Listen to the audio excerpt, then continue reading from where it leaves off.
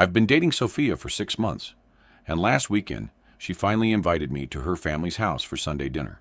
She was totally anxious, gripping the steering wheel on the drive over. "Just a heads up," she told me. "My family speaks fluent Spanish at home.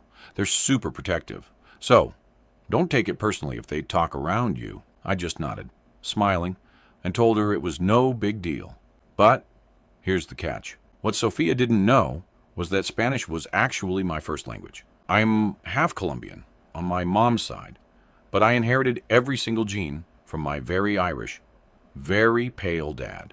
Red hair, freckles, light eyes, the whole package. People look at me and just see a generic white guy, and usually it's just easier to let them think that. The moment we walked in, the house smelled amazing. Fresh empanadas and roasted pork. Sofia's dad greeted me with a polite, stiff handshake and careful English. But the second my back was turned, the mask dropped. For the next hour, I sat at that table, smiling like a clueless tourist while they served up pure passive aggression.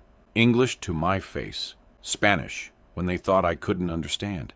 And man, they were brutal.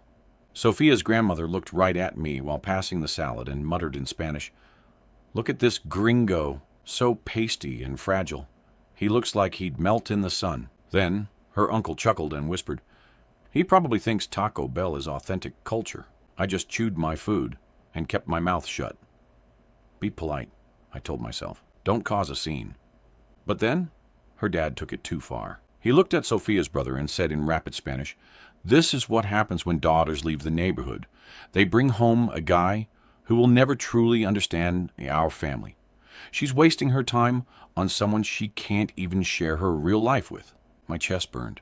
I can handle jokes about my pale skin, but calling Sofia's love for me a waste of time? That crossed the line. Right then, Sofia's 7-year-old cousin came crying into the dining room, holding a broken toy truck. He was sobbing in Spanish. "It's broken. Nobody can fix it," I decided. Right then, I was done playing dumb. I knelt down, took the truck, and spoke to him in flawless, perfectly accented Spanish. "Hey, buddy, don't cry. Let's take it to the kitchen. I bet we can fix the wheel together."